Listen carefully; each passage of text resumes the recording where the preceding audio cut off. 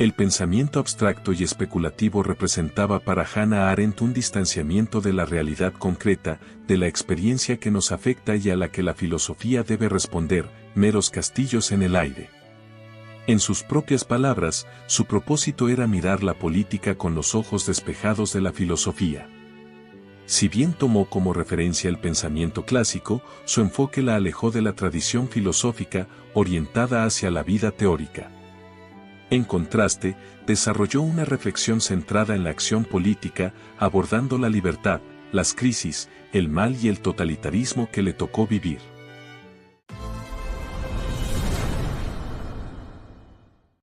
La política como acción y discurso. Desde su enfoque orientado a la praxis política, Arendt sostuvo que tanto la acción como el discurso eran esenciales para dotar a los actos de significado y proyectarlos en la historia.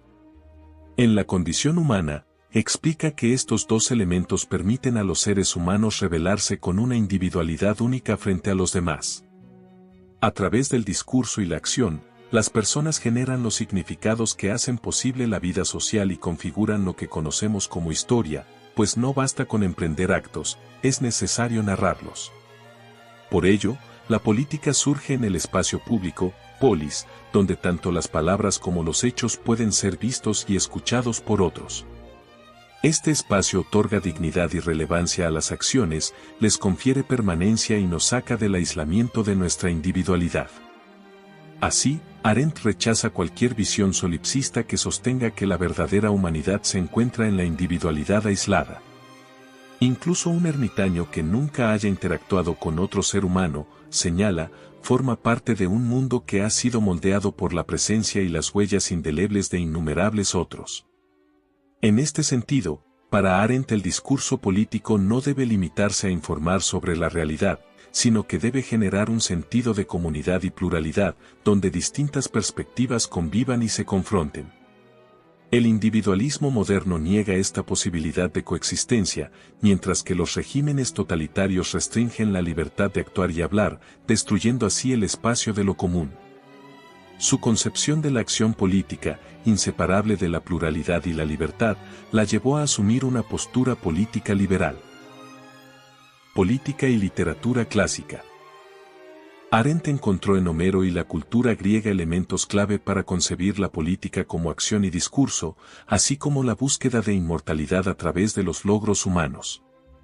En La condición humana, retoma el concepto griego de la polis como el espacio donde los individuos se revelan ante los demás mediante sus actos y palabras, estableciendo un legado que trasciende la vida individual.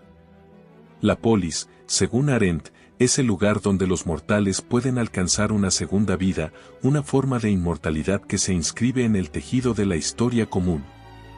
Este concepto se enlaza con el pensamiento homérico, en el que los héroes buscan perpetuarse a través de sus hazañas y del reconocimiento público que éstas generan. Arendt sostiene que Homero no solo relata los logros épicos de los héroes griegos, sino que también subraya la importancia del discurso como complemento de la acción. En los textos homéricos, la palabra no solo describe los actos, sino que les otorga sentido y los convierte en dignos de memoria. Para Arendt, este énfasis en la narración y el discurso resalta que la acción humana solo adquiere relevancia cuando es vista, escuchada y recordada por otros, un principio central en su concepción de lo político. Asimismo, reconoce en la literatura clásica una reflexión constante sobre la tensión entre lo efímero y lo eterno. En Homero, los actos humanos, aunque ejecutados en un contexto de mortalidad, aspiran a dejar una huella imperecedera en un mundo donde todo lo demás es inmortal. Arendt interpreta esto como una metáfora de la capacidad humana para forjar un mundo común y duradero a partir de la acción y la interacción, a pesar de nuestra finitud. Por otro lado, destaca la imparcialidad con la que Homero narra las acciones de héroes tanto griegos como troyanos. Esta neutralidad, que evita la glorificación o la condena absolutas, encarna lo que Arendt considera una lección fundamental para la política. Se trata de la capacidad de juzgar y narrar desde múltiples perspectivas, sin reducir la pluralidad a una única verdad. Pluralidad y libertad. Si la pluralidad es la condición fundamental de lo político, entonces constituye el tejido mismo de la política que interesaba a Arendt. Para ella, la política no se reduce a la mera coexistencia o agrupación accidental de individuos, sino que surge de su capacidad de interactuar y reconocerse mutuamente. Entre las personas existe un espacio intermedio, un entre, que no pertenece a nadie ni es una cualidad inherente a la naturaleza humana. Es un espacio relacional que se construye y sostiene a través de la interacción. Preservar ese espacio es esencial para evitar que la política degenere en aislamiento o dominación. Habiendo vivido en la Alemania nazi, Arendt identificó en el totalitarismo una negación radical de este espacio común. Al impedir que los individuos actuaran en conjunto y construyeran un mundo compartido, se anulaba la pluralidad y diversidad humanas. Su concepción de la libertad no se limita a la ausencia de coacción ni a la autonomía individual, sino que está intrínsecamente ligada a la existencia de la polis. La libertad solo puede manifestarse en comunidad. Arendt retoma la visión de los antiguos griegos, quienes concebían la libertad como la posibilidad de estar liberados de las necesidades básicas y las obligaciones domésticas. Esto les permitía dedicarse a los asuntos públicos. De este modo, el ocio no era pasividad, sino una condición para la participación activa en la vida política. Por lo tanto, la libertad, según Arendt, no es una condición natural del ser humano, ni una cualidad privada o un atributo interno. Requiere liberarse de las restricciones de la vida cotidiana y solo se realiza plenamente cuando nos involucramos en la esfera pública. En este sentido, la libertad no es un retorno a la naturaleza, sino un esfuerzo consciente y sostenido. Crítica al totalitarismo. Como hemos mencionado, una de las grandes preocupaciones de Hannah Arendt fue el avance del totalitarismo, especialmente en Alemania, donde culminó con el triunfo del nazismo y el horror de los campos de concentración. Para ella, el totalitarismo representaba una de las mayores amenazas para la libertad, no solo porque suprimía las libertades individuales, sino porque desmantelaba las condiciones mismas que permitían su existencia. Al destruir el espacio público compartido, ese entre del que hablábamos, anulaba la posibilidad de interacción y reconocimiento mutuo entre los ciudadanos. En los orígenes del totalitarismo, Arendt expone cómo estos regímenes eliminan la esfera pública, aíslan a los individuos y los encierran en sus propios intereses privados. Este aislamiento no es solo físico, sino también espiritual, limita la capacidad de los seres humanos de participar en un mundo común, fomentando la deshumanización. Solo a través de este proceso se explica cómo el horror nazi contra el pueblo judío y otras minorías pudo perpetrarse con el beneplácito implícito de una parte significativa de la población alemana. Al destruir la pluralidad, el totalitarismo impone una única narrativa oficial que se presenta como absoluta, anulando la capacidad de juicio y reflexión crítica. Controla cada aspecto de la vida, sometiendo a las personas a un sistema de vigilancia constante y a una burocracia que despersonaliza sus interacciones. Este control total impide que los seres humanos ejerzan su capacidad de iniciar algo nuevo, condición esencial para su individualidad. La banalidad del mal. En relación con el avance de la deshumanización, Hannah Arendt acuñó el concepto de banalidad del mal para explicar cómo habían sido posibles los horrores ocurridos en los campos de concentración. Con este término, no buscaba minimizar la atrocidad de los crímenes nazis. Más bien, señalaba que muchos de sus perpetradores no actuaban movidos por una maldad excepcional, sino por una desconexión entre el pensamiento y la acción. Personas comunes y corrientes, al obedecer órdenes sin cuestionarlas, podían participar en actos monstruosos sin reflexionar sobre sus implicaciones morales. La idea surgió a raíz de su observación del juicio de Adolf Eichmann, un alto funcionario nazi responsable de la logística del exterminio. Eichmann organizaba el transporte masivo de judíos hacia los campos de concentración, pero en su defensa no se presentó como un fanático despiadado, sino como un burócrata que simplemente cumplía con su deber. Lo que impactó a Arendt no fue solo la magnitud de su crimen, sino la falta de profundidad en su pensamiento. No parecía haber actuado por odio, sino por una obediencia irreflexiva a un sistema que le eximía de cuestionar sus actos. Este descubrimiento la llevó a una conclusión inquietante: el mal no siempre se manifiesta en gestos de crueldad consciente, sino en la incapacidad de pensar críticamente. La banalidad del mal no alude a la magnitud de los crímenes, sino a su ejecución automática. Remite a la reducción de los individuos a engranajes de un sistema que fomenta la obediencia ciega y suprime la responsabilidad personal. Para Arendt, la única defensa contra esta amenaza es el pensamiento reflexivo. En sociedades que privilegian la conformidad sobre la crítica, el peligro de la banalidad del mal no desaparece con el fin de un régimen totalitario. Persiste en cualquier estructura que desaliente la autonomía moral y el juicio individual.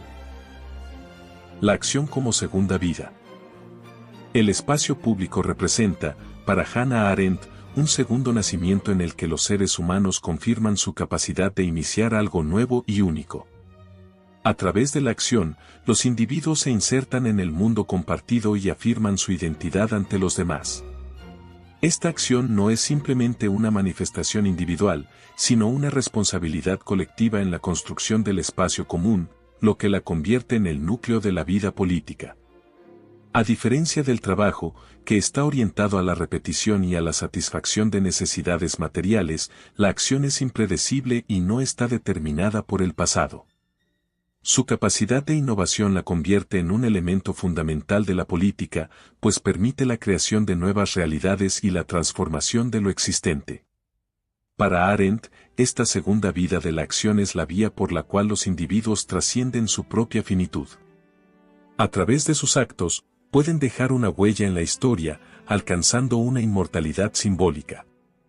En este sentido, el discurso juega un papel fundamental. No solo comunica la acción, sino que le otorga significado, asegurando que no se diluya en la irrelevancia. El discurso es, por tanto, el vehículo que permite que la acción sea evaluada, recordada y comprendida en el tiempo. El espacio público como lugar de igualdad. Para que el espacio público sea genuinamente compartido, debe garantizar un entorno de igualdad donde los discursos y actos de todos los participantes tengan cabida. Este es un requisito fundamental para la política, en la cual cada individuo comparece ante los demás como parte de un mundo común. La visibilidad y la pluralidad están estrechamente ligadas. Solo cuando todas las personas son vistas y escuchadas en igualdad de condiciones, sus acciones adquieren relevancia y dignidad. El espacio público, entendido como un lugar de apariencia, no solo permite la manifestación de la acción, sino que posibilita su evaluación por parte de los demás. En este ámbito, el reconocimiento de los individuos no debería depender de su estatus social, logros personales o características particulares, sino de su capacidad de participar activamente en los asuntos comunes. La igualdad política se expresa en la posibilidad de influir en la toma de decisiones sobre el mundo compartido. Para Arendt, esta es la esencia misma de la democracia. Cuando la igualdad y la visibilidad en el espacio público se ven amenazadas o erosionadas, emergen formas de dominación como el totalitarismo y la burocratización. Estas reducen la política a una mera administración de la vida, excluyendo la participación activa de los ciudadanos. El poder de la imaginación. En un mundo compartido, la capacidad de visualizarse en el lugar del otro es crucial para la convivencia y la acción política. Arendt, influenciada por las ideas kantianas sobre la imaginación, subraya su importancia en la formación de juicios tanto estéticos como políticos. La imaginación, según ella, no solo trasciende lo inmediato, sino que también amplía la mentalidad, facilitando la comprensión de perspectivas ajenas. En su lectura de la crítica del juicio de Kant, Arendt se centra en cómo la imaginación permite ponernos en el lugar del otro, lo cual es esencial para que el espacio común sea inclusivo y democrático. Esta capacidad de empatizar y comprender al otro va más allá de la mera tolerancia. Se trata de un proceso activo de reflexión que nos habilita para formar juicios informados y empáticos. La imaginación, además, conecta el pensamiento con la acción. Gracias a ella, podemos hacer presentes imágenes del pasado o del futuro, lo que nos permite concebir nuevas alternativas de organización social. Estas alternativas, sin embargo, deben estar siempre ancladas en la realidad y la experiencia compartida, de lo contrario, corremos el riesgo de caer en utopías irrealizables. La imaginación también juega un papel fundamental en la prevención de la banalidad del mal. En lugar de actuar de manera irreflexiva, como meros engranajes de una máquina burocrática, la imaginación nos invita a cuestionar nuestras acciones y considerar las implicaciones morales de lo que hacemos. Al hacerlo, nos ayuda a evitar caer en la deshumanización y en la alienación de los otros, favoreciendo una sociedad más reflexiva y responsable. Revoluciones fallidas. La reflexión de Hannah Arendt sobre las revoluciones del siglo XX, especialmente en su obra sobre la revolución, se caracteriza por una profunda crítica a los errores de las revoluciones anteriores. A su vez, transmite una preocupación por cómo los ideales de libertad y justicia pueden ser distorsionados en la práctica. Su análisis de la Revolución Francesa y la Revolución Americana pone en evidencia cómo, a pesar de las intenciones de libertad, los procesos revolucionarios terminaron reforzando estructuras de poder. Estas, finalmente, no lograron cumplir con sus promesas de una libertad duradera para todos. Arendt identifica un cambio en la concepción de la revolución con respecto a las revoluciones anteriores al siglo XVIII. Mientras que las revoluciones antiguas se basaban en el mero interés y la violencia, las revoluciones modernas, como la Revolución Americana, subvierten este enfoque. Se centran en la libertad y en la creación de un nuevo orden social. El revolucionario, según ella, es quien busca la libertad y no otros objetivos, lo que supone un giro en las aspiraciones sociales. Sin embargo, Arendt adopta un enfoque idealista al analizar las revoluciones burguesas modernas. En particular, señala que la idea de revolución tiene sus raíces en la obra de Copérnico, omitiendo, sin embargo, factores históricos y sociales clave, como el ascenso del capitalismo mercantil y la expansión colonial. Estas fuerzas fueron cruciales para la creación de una clase burguesa que desafiaría a la nobleza y la monarquía, lo que a su vez contribuiría a la génesis de las revoluciones modernas. Arendt pasa por alto, en este sentido, otros procesos históricos previos a la obra de Copérnico, como las revueltas de los comuneros en Castilla. Estos eventos podrían haberse considerado una forma temprana de lucha contra el orden establecido. En su análisis de la Revolución Francesa, Arendt subraya que la pobreza extrema de las masas jugó un papel negativo en el éxito de la revolución. Para ella, la constitución de nuevas instituciones duraderas, creadas en nombre de la libertad, terminó generando un nuevo terror, lo que llevó a un fracaso relativo de la revolución. Esto implica que Arendt subestima el impacto crucial de la miseria y las condiciones sociales en la emergencia de movimientos revolucionarios, al considerar que estos factores actuaron en contra del objetivo de la libertad. La crítica que se le hace a ella, en este contexto, es que su concepción de la revolución es elitista y favorece a las clases propietarias. Al insistir en que la libertad es el gran objetivo de la revolución y al excluir las demandas sociales de los más empobrecidos, su enfoque puede verse como una especie de democracia aristocrática. De este modo, para los críticos, Arendt, al desmarcarse de las demandas sociales de los sectores más desposeídos, parece priorizar un tipo de libertad que beneficiaría más a los grupos privilegiados. Esto contrasta con las clases populares, que buscan una transformación profunda de las estructuras económicas y sociales. Lecciones para una democracia en crisis. El pensamiento de Hannah Arendt sigue siendo relevante hoy en día, especialmente frente a las crisis de la democracia. La expansión de ideologías totalitarias no desapareció con la Segunda Guerra Mundial ni con el surgimiento del neoliberalismo global.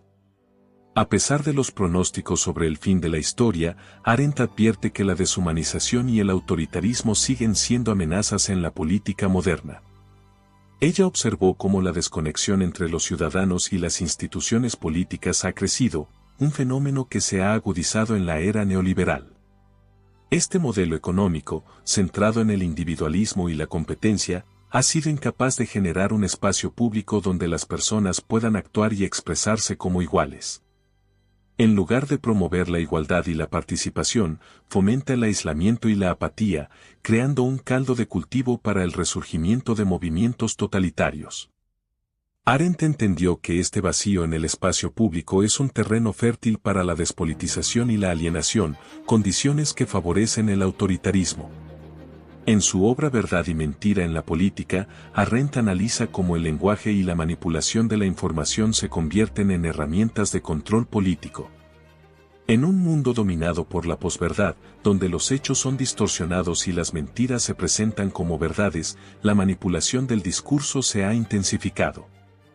La tensión entre la verdad y la política, que ella identificó, se hace más palpable en un contexto donde la desinformación se utiliza estratégicamente para moldear la opinión pública y manipular el poder. Este fenómeno no solo erosiona la confianza en las instituciones, sino que también socava la capacidad de los ciudadanos para tomar decisiones informadas y libres. Una de las contribuciones más importantes de Arendt es su énfasis en la acción política como resistencia frente a la opresión y la deshumanización. En un mundo que fomenta la pasividad, ella propone la acción en el espacio público como una forma de reafirmar la dignidad humana y construir colectivamente un mundo compartido. Esta acción no solo es una respuesta al aislamiento, sino también un medio para restaurar la agencia política y recuperar el sentido de pertenencia a una comunidad. La acción política, según ella, es fundamental para evitar que la humanidad se convierta en una masa de individuos alienados y sumidos en el conformismo. En resumen, la vigencia del pensamiento de Arendt reside en su capacidad para identificar los peligros de la manipulación política y la erosión de los espacios democráticos. Además, destaca la importancia de la acción colectiva para la preservación de la dignidad humana en tiempos de crisis. Su obra sigue ofreciendo valiosas herramientas para comprender los desafíos contemporáneos y resistir las tendencias deshumanizadoras del poder. Deseo que este video te haya resultado valioso. En ese caso, sugiero que te suscribas al canal para ver más contenido de este estilo. Hasta pronto.